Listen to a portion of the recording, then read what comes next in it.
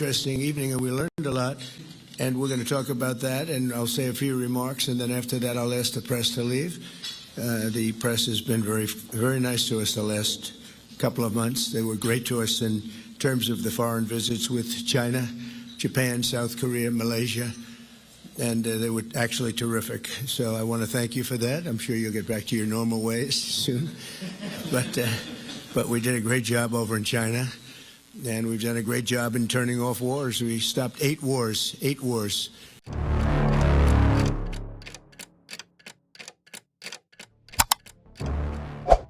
Hoy vamos a hablar de algo que mucha gente ha sentido, pero pocos se han atrevido a admitir: la sensación de que algo se ha roto para siempre. Que el poder que antes parecía inquebrantable ha comenzado a desmoronarse en directo, ante las cámaras, ante la historia. Y si ya has visto todo esto con angustia, con enojo, con esa sensación de impotencia de quien ve cómo se trata a la democracia como moneda de cambio, entonces quédate conmigo hasta el final. Porque hoy vas a entender lo que realmente hay detrás de la escena que paralizó al Senado de los Estados Unidos. Y no se trata solo de un grupo de senadores furiosos abandonando una audiencia. Se trata de una grieta que puede redefinir el futuro de la política estadounidense. Esta historia comienza con el nombre de Emil Boy, designado por Donald Trump para un cargo vitalicio como juez federal. Un nombre que, por sí solo, tal vez no dijera mucho. Durante la audiencia en el Comité Judicial del Senado, los senadores demócratas se retiraron en protesta. Gritaron, acusaron la violación de las reglas parlamentarias, calificaron el proceso de farsa. No solo estaban en desacuerdo, estaban diciendo ¡basta! Imagínese al presidente de los Estados Unidos en su segundo mandato, con el control del Senado y una base que le sigue siendo fiel. Imagínese pensando que puede chasquear los dedos y todo sucede como usted quiere. Ahora imagínese esa imagen destrozándose en público, porque eso es lo que pasó. Trump acudió a las redes sociales, como de costumbre, y exigió el fin del filibusterismo, la regla que exige 60 votos en el Senado para aprobar ciertas medidas.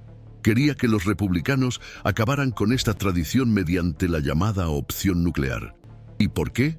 Porque el gobierno llevaba ya 31 días cerrado. Trabajadores federales sin sueldo, servicios paralizados, familias sufriendo. Y Trump, en lugar de negociar, quiso romper la estructura para imponer su voluntad. Pero ocurrió algo inesperado. Los propios senadores republicanos dijeron que no. Algunos salieron de la sala. Otros, como John Thune, líder de la mayoría, declararon públicamente que no acabarían con el filibusterismo. Esto no es solo un desacuerdo, es un acto de rebelión interna. Es la imagen de un partido diciéndole a su líder: ya no mandas aquí.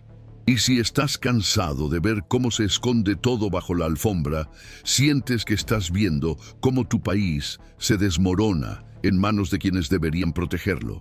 Entonces, este es el tipo de análisis que necesitas seguir. Aquí te mostramos lo que ocurre entre bastidores, lo que realmente está en juego, sin florituras, sin censura. Si esto tiene sentido para ti, suscríbete ahora al canal. Tenemos que continuar esta conversación. Ahora, sigamos, porque el agujero es más profundo. La imagen de Trump como dominador, negociador infalible. You don't hand matches Porque si ni to siquiera an los suyos arsonist, están con él, and you ¿qué queda? El cierre ya no era solo por el presupuesto, se convirtió en una batalla por el poder. ¿Quién lo tiene? ¿Quién lo ha perdido? ¿Y quién ya no está dispuesto a obedecer? Y aquí es donde la cosa se pone seria. Porque si Trump ya no consigue el apoyo ni siquiera de su propio partido, ¿cómo va a gobernar? ¿Cómo va a mantener unida a su base si ahora parece débil? Porque en la política de Trump, parecer débil es perderlo todo. La crisis fue más allá de lo esperado. La petición de destruir el filibusterismo abrió una brecha entre los que quieren el poder absoluto ahora y los que todavía se preocupan por el futuro institucional, los que piensan en 2028, 2030, los que están diciendo en voz alta que el Senado no puede ser destruido por un capricho. Y esta negativa a seguir a Trump es una señal, un estallido, una grieta que puede convertirse en una ruptura. ¿También sientes que estamos viendo un cambio histórico ante nuestros ojos? Entonces, comenta aquí abajo. Yo también siento que estoy viendo el fin de un ciclo de poder. Tu voz importa y puede ayudar a otros a entender que no están solos. Los próximos meses mostrarán si Trump aumentará la presión o si cederá. Pero una cosa es segura. Su aura de invencibilidad se ha visto afectada y puede que nunca vuelva a ser la misma. Trump se despertó el 31 de octubre con la sensación de que tenía que reaccionar. Era Halloween, una fecha cargada de simbolismos, y tal vez ni siquiera él se dio cuenta de la ironía de intentar salvar su presidencia en medio de un escenario que ya parecía una película de terror institucional. El cierre se prolongaba durante semanas, y cada nuevo día las estadísticas se convertían en rostros reales, historias de sufrimiento concreto. Trabajadores sin salario, agencias paralizadas, prestaciones amenazadas y toda una población al borde del colapso financiero. Ante esto, Trump hizo lo que siempre ha hecho, corrió a las redes sociales. En mayúsculas, como si gritara detrás de la pantalla, ordenó el fin del filibusterismo, iniciar la opción nuclear, eliminar el filibusterismo. Fue directo, sin rodeos, sin planes.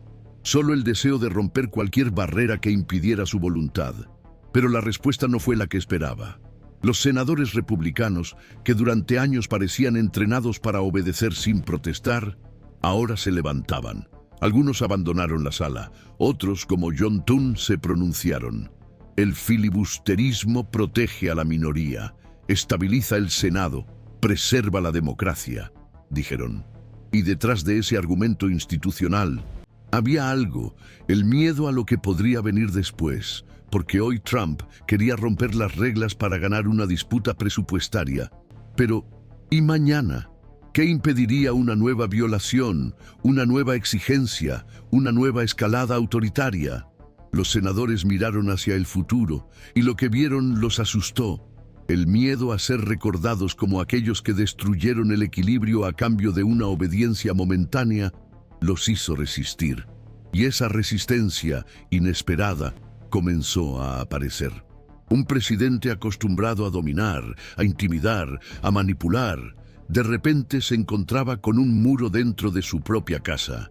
Ya no era la oposición la que lo desafiaba, era su propia base, la base que creía controlar con un gesto.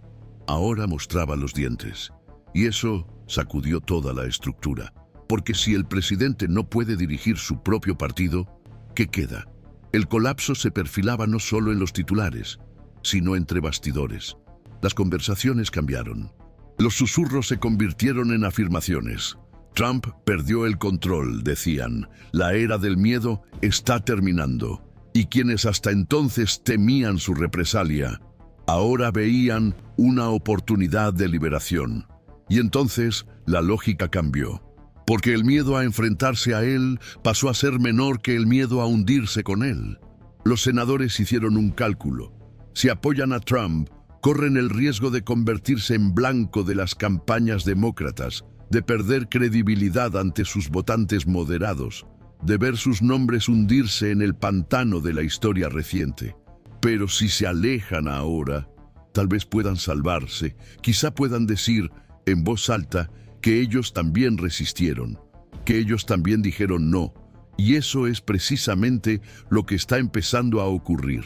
Uno a uno, los parlamentarios republicanos comienzan a ensayar el distanciamiento, primero en silencio, luego con notas vagas, después con declaraciones directas, y el propio Trump, acostumbrado a castigar cualquier signo de deslealtad, ahora parece sin fuerzas para reaccionar, porque está rodeado, porque el sistema que utilizó para aplastar a la oposición ahora se vuelve contra él, y la prensa, por supuesto, comienza a oler la sangre. Los titulares se multiplican. Los analistas hablan de colapso de la autoridad, de pérdida de control, de debilitamiento institucional. Y por mucho que Trump grite en las redes sociales, que ataque a los periodistas, que intente presentarse como víctima, La narrativa ya se le ha escapado de las manos. Ya no dicta las condiciones, ya no dirige el juego. Está, por primera vez en mucho tiempo, a la saga. Y eso tiene un impacto real. Porque en Washington, el poder es como un perfume. Cuando dejas de exhalarlo, todo el mundo lo nota.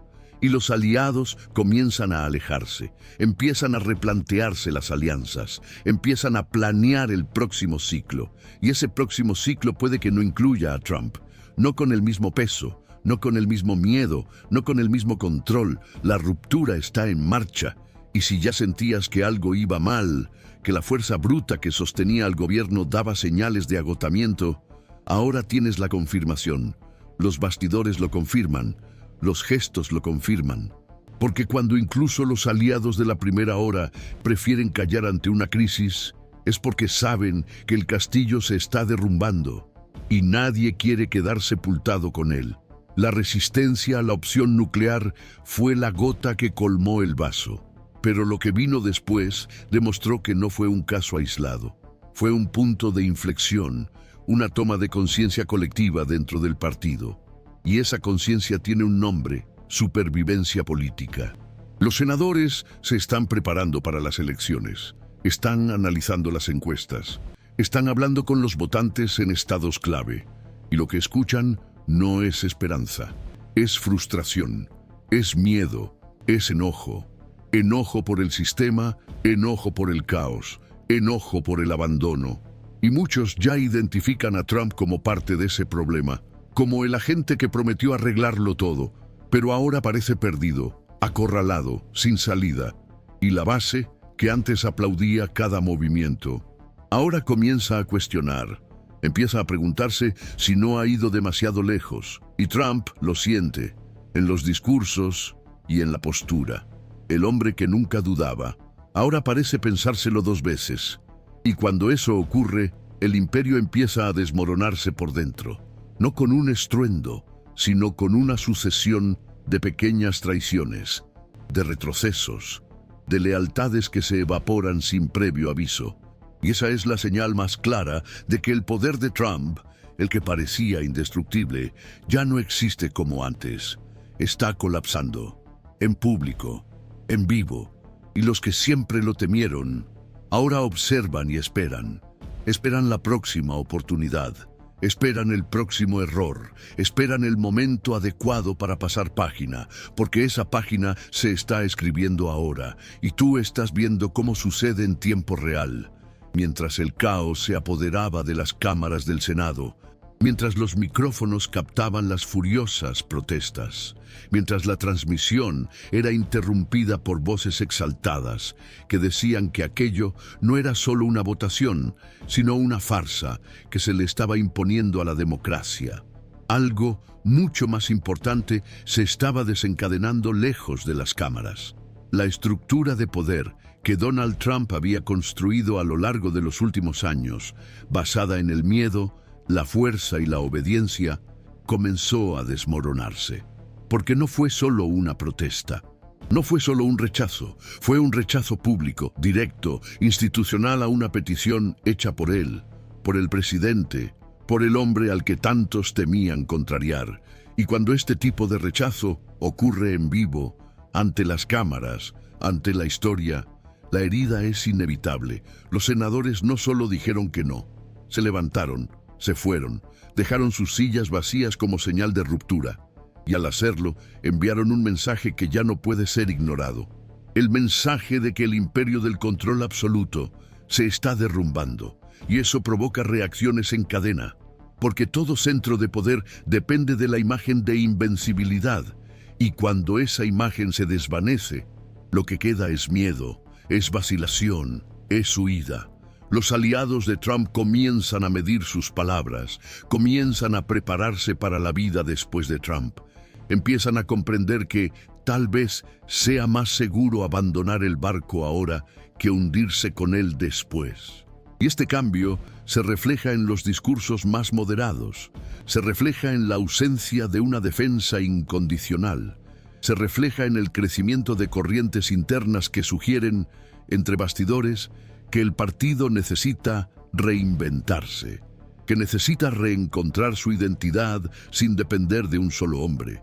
Y esta discusión, antes impensable, ahora florece en los pasillos del poder. Porque la fuerza de Trump nunca estuvo solo en sus ideas, sino en su capacidad para silenciar a quienes discrepaban. Lo que antes era miedo, ahora se convierte en frustración. Y la frustración, cuando se comparte, se convierte en movimiento. Un movimiento de alejamiento, de ruptura, de liberación. Y Trump lo siente, lo sabe. Ve cómo se desvían las miradas, cómo se rompen los compromisos, cómo las promesas se convierten en palabras vacías. Intenta reaccionar. Vuelve a las redes sociales. Eleva el tono, acusa, grita, señala culpables, pero ya no surte el mismo efecto, porque la autoridad, cuando pierde su legitimidad, ya no encuentra eco. Mientras tanto, la población observa. Millones de estadounidenses viven el impacto real de este estancamiento. Familias sin saber si tendrán que comer, funcionarios públicos trabajando sin cobrar, beneficios congelados, servicios esenciales comprometidos, y el presidente, en lugar de presentar una solución viable, exige el fin de una norma que protege precisamente a la minoría contra los abusos de poder. Exige la ruptura de una de las últimas salvaguardias democráticas para imponer su voluntad, y aún así es derrotado por sus propios aliados, rechazado por aquellos que, hasta hace poco, le debían todo. Y eso deja huellas, porque en política, cada gesto tiene consecuencias, cada retroceso se convierte en un precedente. Y si los senadores republicanos han descubierto que pueden decirle no a Trump y seguir en sus cargos, seguir con sus bases, seguir con sus posibilidades de reelección, entonces otros también lo harán. Y cuando el miedo deja de funcionar como pegamento político, lo que queda es la fragmentación. El partido comienza a dividirse, comienza a reinventarse, y el centro del poder pasa a ser disputado. Porque el vacío dejado por un liderazgo en caída nunca permanece vacío por mucho tiempo. Otros surgen, otros se ofrecen, otros se postulan, y Trump por primera vez no parece preparado para afrontar esto, porque siempre supo vencer a la oposición, pero nunca supo lidiar con la deserción de los suyos. Esa es su mayor vulnerabilidad, y ahora está expuesta ante todos: la prensa, los analistas, los adversarios, los votantes. Todos lo ven, todos lo saben. Y esa percepción, aunque todavía no se traduzca en cifras inmediatas de aprobación o rechazo, ya opera en el subconsciente colectivo. La idea de que Trump puede ser derrotado, que puede ser desafiado, que puede ser abandonado, ya está sembrada. Y eso lo cambia todo. Las próximas semanas serán decisivas, porque lo que ocurrió en el Senado fue el primero de muchos, y cada nuevo enfrentamiento pondrá a prueba hasta dónde llega esta ruptura. Si los republicanos van a retroceder o si van a seguir construyendo un nuevo camino más alejado de la figura de Trump. Y cada decisión que tome el presidente a partir de ahora estará bajo vigilancia. Cada palabra, cada ataque, cada gesto, porque su margen de error ha disminuido, y él lo sabe. Los ojos del país están puestos en él, no con respeto, sino con expectativa, esperando el siguiente paso, esperando la confirmación de que sí, el imperio se está derrumbando. Y si has llegado hasta aquí es porque tú también lo sientes así, porque entiendes que el juego ha cambiado y que el tiempo de la obediencia ciega está llegando a su fin. Así que comparte este video con alguien que necesite verlo. Alguien que todavía cree que nada puede hacer tambalear el poder de quienes gobiernan con arrogancia. Y si quieres seguir acompañando esta transformación en tiempo real, suscríbete al canal ahora. Aquí seguiremos mostrando sin censura lo que realmente está sucediendo entre bastidores, lo que nadie más está dispuesto a contarte. Porque esta historia aún está lejos de terminar, pero lo que ya está claro es que, por primera vez en mucho tiempo, Trump ha sido desafiado de verdad y ha perdido, en público, con el mundo mirando, Y cuando cae la máscara de la invencibilidad, no hay redes sociales, no hay gritos, no hay insultos que puedan reconstruir lo que ya se ha roto.